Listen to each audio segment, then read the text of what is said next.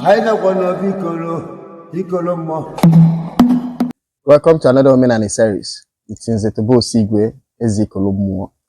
Today, based on popular demand, we are going to be having a practical class on how to feed your chi. How to feed your chi. I'm going to show you people how to feed your chi. But before I proceed, let me remind you about Afiolo Extra coming up of August, ending of August this year, 28th to 31st of August. I'm expecting many of you. Come with your questions, come prepared, come to enjoy yourself. If you want to support us, feel free to support the festival through the account number on the screen. Even if you cannot support, make yourself available. Let's fraternize as ordinary lovers. Like I said, today I want to do a practical video on how to feed your chi. A lot of people have asked me, I did a video some weeks back where I explained that you can feed your chi by yourself. So today I'm going to show you how to feed your chi. This is not about Ekpo to chi.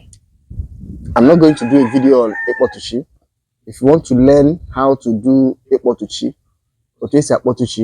that is a personal and private teaching or class. You have to come to Obiezo for you to learn that one.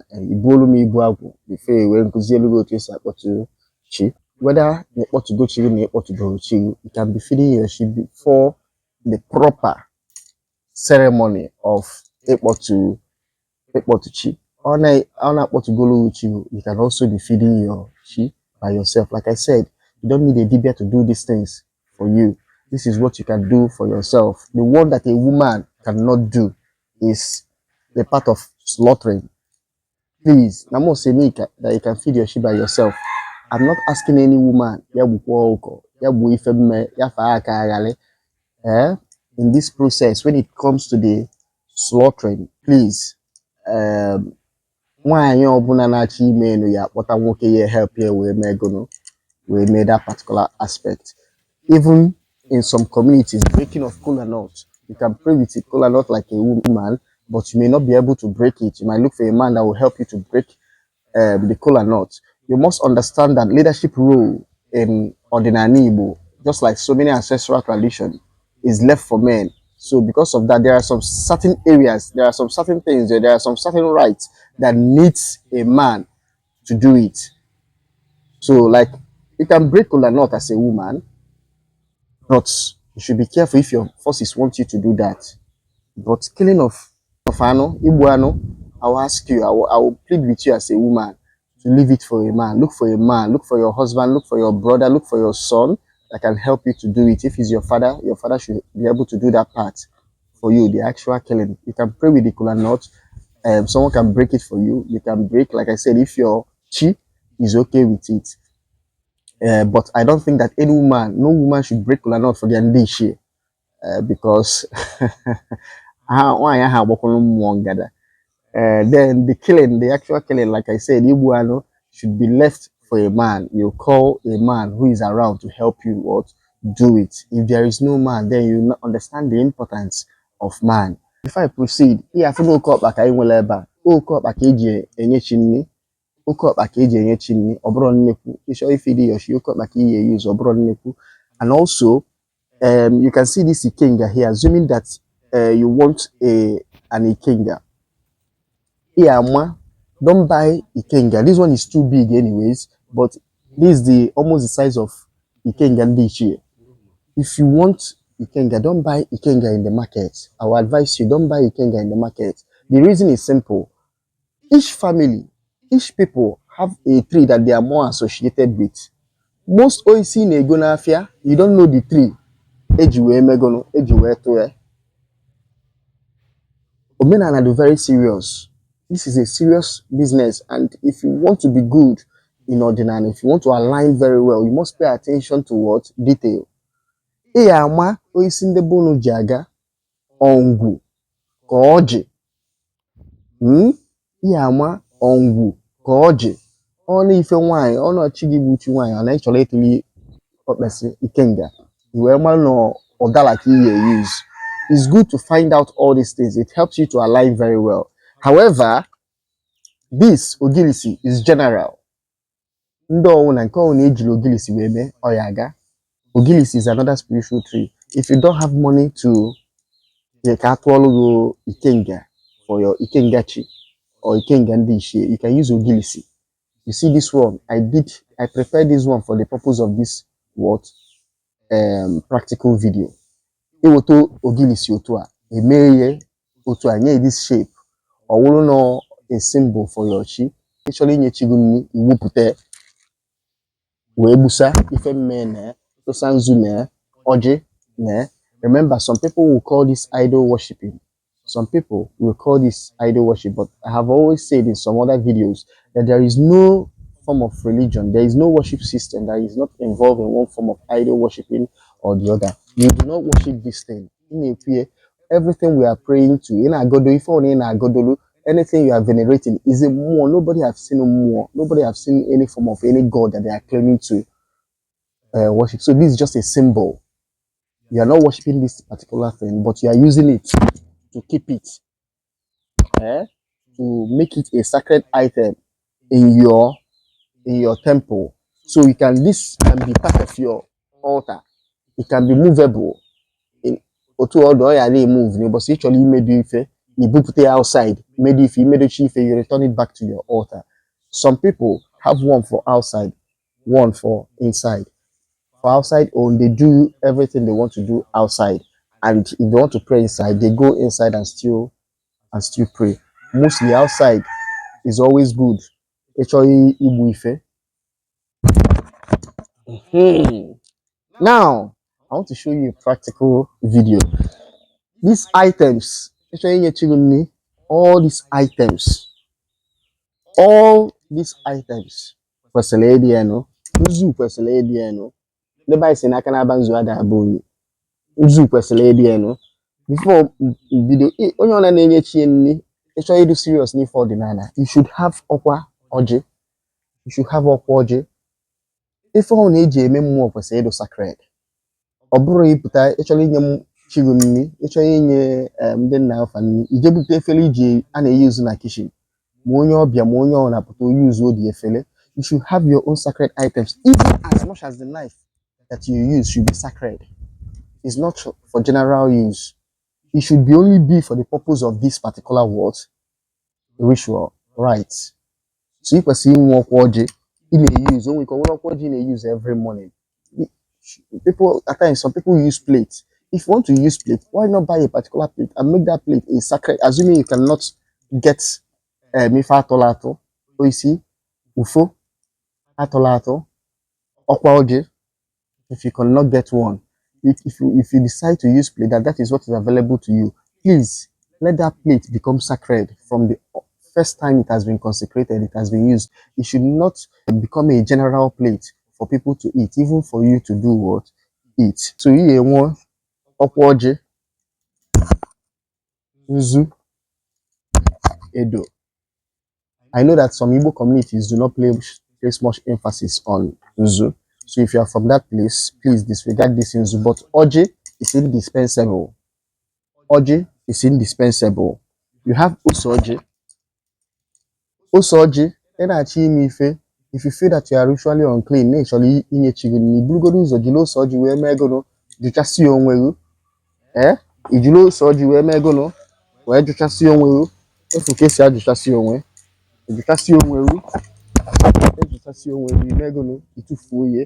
At times, some of the items you are going to use, you might need to use usoje to do what? You have to clean them before you start.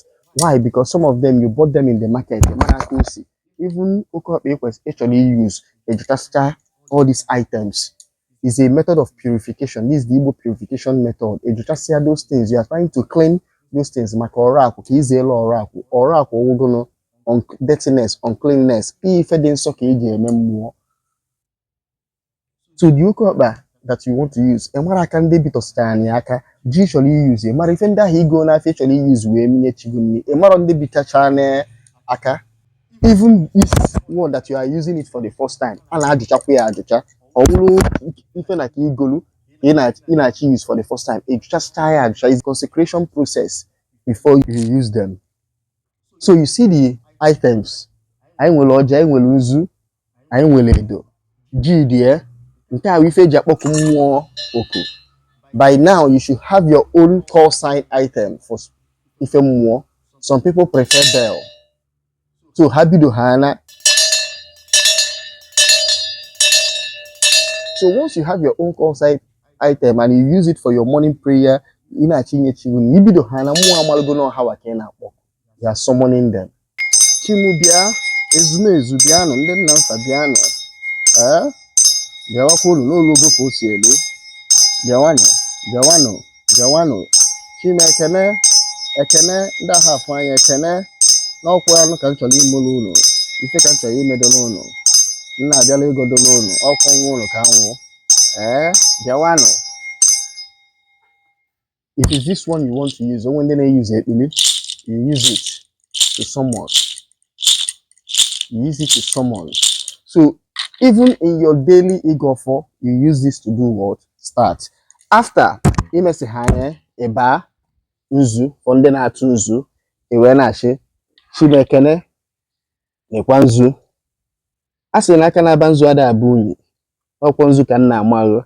Ka nna amaru nzu ka ị na-amamu nzu. Nekwa nzu. Nekwa nzu. Nekwa nzu.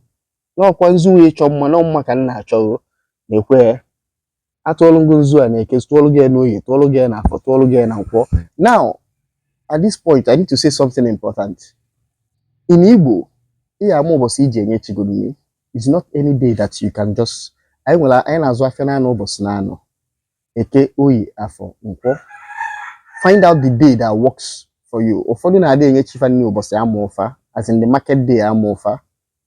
Personally, for me, I was born on Oye Day, but I prefer to do serious spiritual works on Eke Day. Maka Ekebisi ụbọchị, Ekọkpala. And not just on Eke Day, on any Eke Day. In our place, in Nnewi, I have a holy week and normal week. Most spiritual works, like this kind of ritual, is best done on a holy week. We call it Holy Week in my own side, but Nobi in some other surrounding communities. It's called Opo. It's called Opo. So I prefer to use a Opo. Nukueke. In some places they call it Nukueke no Obeleke. Nukuoye no Obeloye. Nuku afo no Obela afo. Nuku nko no Obele nko. So actually I will advise you to do it on a Holy Week. If possible, do it on Eke. Maka Ekebisi ụbọchị. Ekebisi. So the day you do it matters. Obro just this, like I said, only actually me for more we make you of must start being what? Paying attention to details. Obro ime obosi Eke. Next one ime next one ime afọ. It's just like if you had a go for oh yeah, they a specific period of time. Or he don't go for auto. Ime no auto. The next day ime another time ime nambody. It shows sign of what? On seriousness. If you are not ready to do some certain things, don't start it. Or in a minute for result. Whereas you are not paying attention to details. So back to Etunzu. Etuolu chigu what? Nzu. Ụfọdụ na-enye dị nzu enye. Achọ ife dị dị achị. Iweta nzu ime ego no ihe. Isi chimnekwo nzu. Enye nzu atụọlụ nzu a na-eke tụọlụ ya n'oyi, tụọlụ gị na afọ, tụọlụ gị na nkwọ. Tụọlụ gị na afịa na anọ ụbọchị na anọ. Nekwo nie n'ọkwọ nzu ka na-enye unu, nọ nzu ka ji wee bịa wee na-achọ unu mma, wee na-asị ka na-achọ unu mma ka unu na-achọ m mma. Ka na-achọ unu mma na-eke ka unu na-achọ m n'oyi, ka na-achọ unu ya na unu na-achọ m ya na-eke, na-achọ m ya n'oyi, na-achọ m ya na afọ, na-achọ m na nkwọ. Ji na ụzụ a na-enye unu, ji na-ewee chọọ m mma, ji na-ewee chaka ife na-eme. Ife na-eme wee megolo ka ọ wee chakee. N'ọkwa anụ ka m bịara igburu unu wee jiri nzu a wee na-ekene unu wee na-asị unu na-ekwu na nzu ka unu wee nabata nzu a afụrụ na nzu wee chọọ mma na na-ayọkwa unu ji na-ewee chọọ m mma.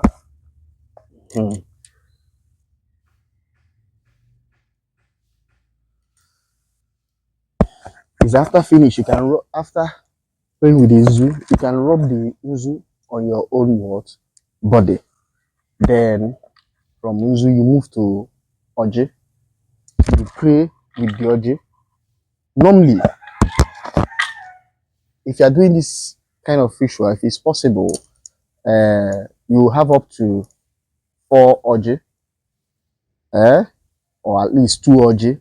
You pray with holy, with one without breaking it. When I see him, you Oji, no kilo maka Georgia and ekpe. N'ile ọma ka ejula ji aga n'ogwu. N'ọjị ka nji wee na-agodo jilie wee na-ekpe. Na-ekene ka m bịara ikene oluyi anụ ka m bịara igbulugu. Wee sị ka wee nabata ife a na-achọ igbu. Nna asị ka nkene ego na-esi n'ifele anya eme m. Ekwena ka ifele mee m na-eke, ekwena ka ifele mee m n'oyi, ekwena ka ifele mee m n'afọ, ekwena ka ifele mee m na nkwọ. Ekwena ka ụbọchị njọ ka ụkwụtọ m n'ama. Ọ na-eme n'ihu biko mee ka m nọrọ n'azụ, ọ na-eme n'azụ mee ka m nọrọ n'ihu. Do kwunu, do ndorido, do ka nna ayọ. Ikpele m do naanị, ikpele nwa ewu ji aṅụ nri ala. N'ọkwa nya ka m ji wee na-ayọsi ike. Wee na-abịala ike n'ụlọ, wee na-asị doonu na m chọọ ka amaka wee na-eme na ndụ m. Nzụọ n'aka nri ka nzụta mma, nzụọ n'aka ekpe ka nzụta mma, nzụọ n'eke ka nzụta mma, nzụọ n'oyi ka nzụta mma, nzụọ n'afọ ka nzụta mma, nzụọ na nkwụ ka nzụta mma. Mgbuo n'aka nri ka m bute mma, mgbuo n'aka ekpe ka m bute mma, mgbuo n'azụ ka m bute mma, mgbuo n'ihu ka m bute mma. N'ọnya wive nna ya dodododododo ka o wee bịa n'ụlọ olu m. A sị na ọchụ ọkụkọ nwa ada ọkụkọ wee nwee nwa ọsọ, ndị na-achụ m nwa ada mmụọ wa ọkụkọ wee nwee nwa ọsọ. N'ọnya wive anyị na-ekwu na onwe onye na-apụ nke mana onye ọ na-apụ nke m ife ọ na ọfụrụ ya wụrụ. N'ọnya wive anyị na-ekwu na ọ bịara gbu mgbe onwe ya bụrụ aja ọgwụ na ọ bụrụ aja ekpere n'ife nna ayọ. Wee sị na ọ ya adọrọ m mma chi m biko kụziere m nke dị mma. Mee ka mmalụ oji, mee ka mmalụ ọcha, mee ka mmalụ ụzọ na-aga aga, mee ka mmalụ ụzọ mechiri emechi. N'ọkwa mmadụ ka nwụ, nwata ka nwụ na-asa ahụ n'afọ n'afọ na o nwere ụkwụ nke mma. Nyelụ m aka n'ọkwa nya mere nji wee na-egburu gị anụ, wee na-abịa igburu anụ na m na-egbukwuru gị na-ekene na nke imele eme. A sị na-eto dike na nke o mere eme omekwa ọzọ. Nekwa ọjị a n'ọkwa nya ka nji wee na-abịa n'ihu wee na-asị nekwa ọjị ka ị nabata ọjị a na eke, nabata ya n'oyi, nabata ya n'afọ, nabata ya na nkwọ. Wee sị na nke a ka m na-awa ka mụ na wee na-elikọ.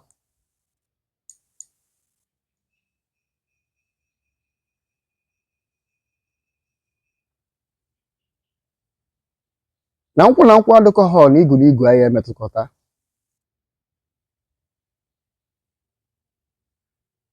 Na ịgba abara arụ a na-egburu mmadụ. Wee na-asị nekwa ọjị. Awalụ ngị ọjị a na-eke, walụ gị n'oyi, walụ gị n'afọ, walụ gị na nkwọ. Wee na-asị gị chi m bịa ka iwere ọjị, bịa ka iwere ọjị, bịa ka iwere ọjị, bịa ka iwere ọjị, bịa ka iwere ọjị, bịa ka iwere ọjị. If you know the name of your chi, you can call it like I say, but if you don't know the name of your chi, don't call any name. If you are not sure, don't call any name. Just be saying chi. If you look at all through this video, I have not called any name. Wee sị nekwe ọ ka mụ na wee na-elikọ, ka mụ na wee likọ ka anyị wee malụ onwe anyị, ka anyị wee malụ onwe anyị. Nekwe awapụrụ ngị ọjị. Wee na-asị nekwe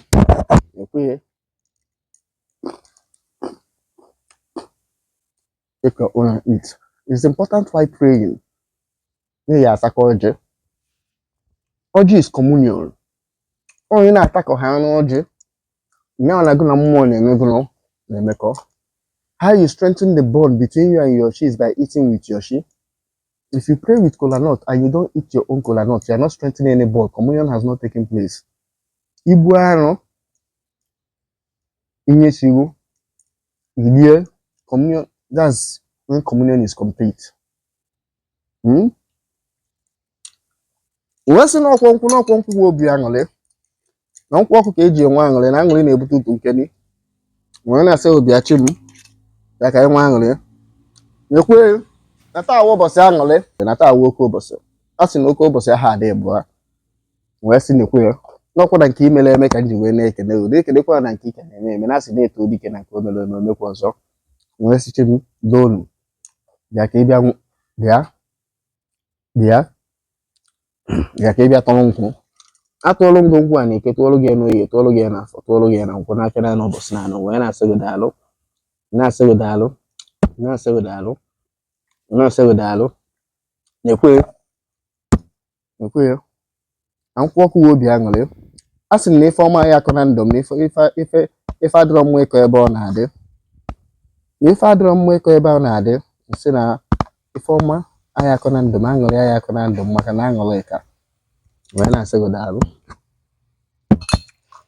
Nsị n'ọkwa edo ka m ji wee bịa n'ihu wee na-ekene uchi m wee na-asị ya ọka o doolu m na mụ na-asị ka edo adoolu m ife ọrụ m na-alụ ya edoolu m na nwaanyị m na-anụ ya edoolu m na iji ụkwụ m ya edoolu m na iji ụwa m ya edoolu m na iji ụwa m ya edoolu m na eke doolu m n'oye doolu m n'afọ doolu m na nkwọ doolu m n'afịa na-anọ ụbọchị na-anọ a sị na ọ ya edoolu m n'ọnwa ife m ji wee jiri edo wee na-abịa wee na-ayọ nsị ka o doolu m nsị ka o doolu m nsị ka o doolu m nsị na akwụkwọ m na-agụ ya edoolu m ife m na-achọ ya edoolu m nọọ ya edoolu m nọọ ya edoolu m a sị m na afịa m na-azụ ya edoolu m n'onye ife anyị na-ekwu bịa ka igboolu m ọgụ bịa ka igboolu m ọgụ gboolu m ọgụ gboolu m ọgụ gboolu m mgba wepụrụ m ife ekworo wepụrụ m nke na-ata ata wepụrụ m nke na-agba agba n'odudo ka m na-ayọ ka ife m na-eme doolu m wee sị gị daalụ.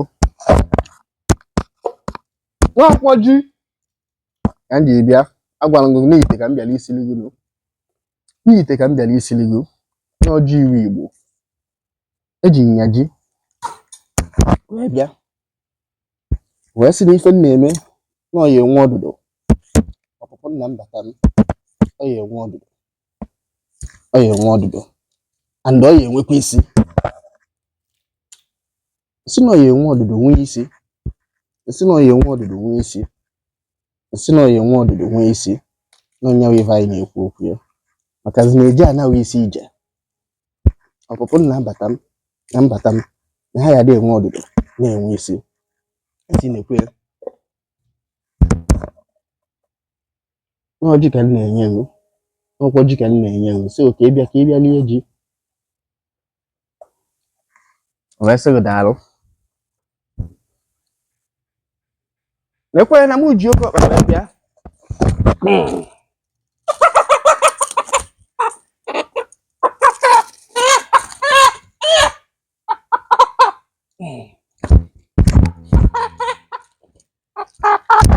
amujoka babera mujoka babera mujoka babera mujoka babera wana say that Lucky Ikenga nweke oke ọkpa wi Ikenga asị na Ikenga nwoke adịghị ile awa ya nkụ nsị na aya wi Ikenga m nkụ aya wi Ikenga m nkụ aya wi Ikenga m nkụ wee sị ka ị nalụ m oke ọkpa ka ị nalụ m Ikenga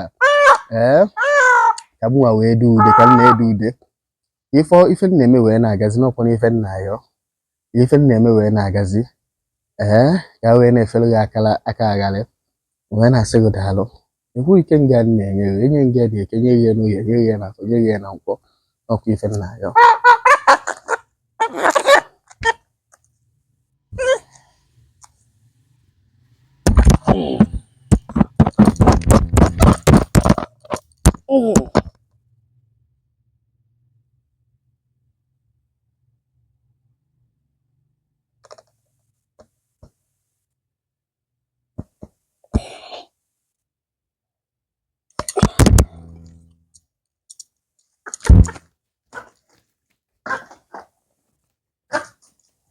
Some people have asked me, should they kill? That she does not accept blood. That's I always tell them no problem. Now you should know that this is our tradition. This is what? Tradition. Or the bende. The bicycle or the bende de elephant. Now, what we do not use is human being. The major thing we use for what? Our prayer of thanksgiving. Because if we fail, most times, is for thanksgiving. Or no, we in our you are praying to appreciate for something that has been done for you, or you are praying, supplicating for something to be what? Done for you. Now, what you used to pray with is what you and your she eat. You don't feed your she what you and your she do not eat. He or she, what your she does not eat is what? Ofuse. Is ofuse is bad food. I've always said that you must know what your people eat. And generally, we eat chicken. I have not heard of any community in Igbo land that do not eat chicken. Where we have disparity is between dog and ram. There are some communities that prefer dogs, and there are those that prefer ram. But basically, these are what we use for doing what? Praying a prayer of thanksgiving or supplication to our chi and Indishie. Then the highest, we now use what? Cow or bull. Nenejiato or befi. Or carry heifer. So, if a na-eli in the end of the day, we should always remember that it's ourselves that we are doing these things for. It's ourselves. How do I mean? One, all this yam and chicken that will be cooked and be eaten thereafter, that I'm saying I'm eating with my children, and those that are going to come around to eat it with me.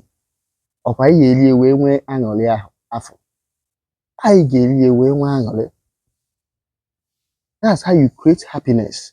So what he or she is interested in is that remembrance and that happy atmosphere you have created in his name or in her name.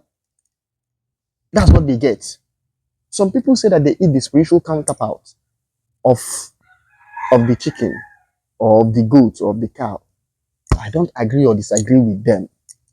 But I am telling you that what is most important, that each time you make a sacrifice, is what?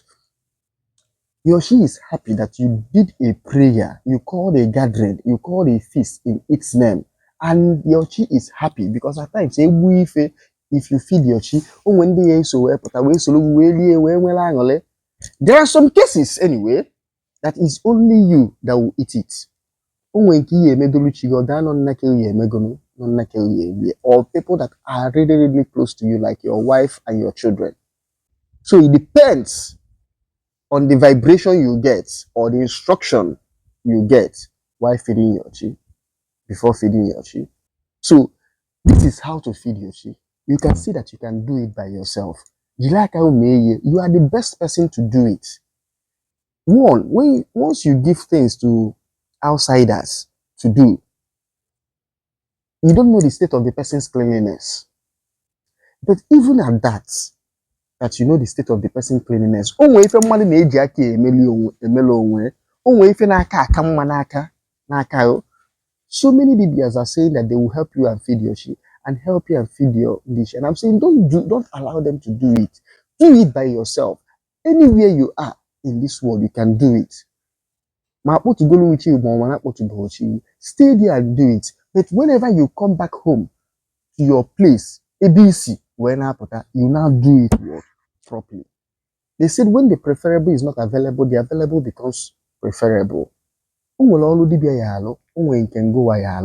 I'm saying that feeding your chick is the one that you should be able to do by yourself. I've shown you practically how you can do this.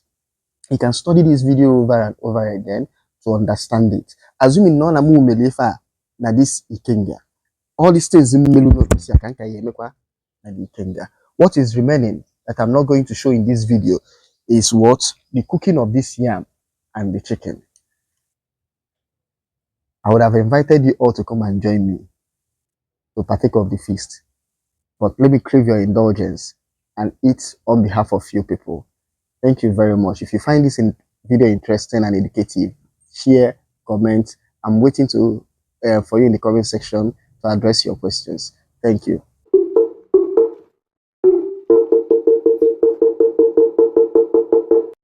Thank you for watching this video. If you like the video, please like, subscribe, and share. I would like to hear from some of you. If you have any question, please, you can reach me through the number on the screen or my email address or my other social media handles. Thank you. Thank you.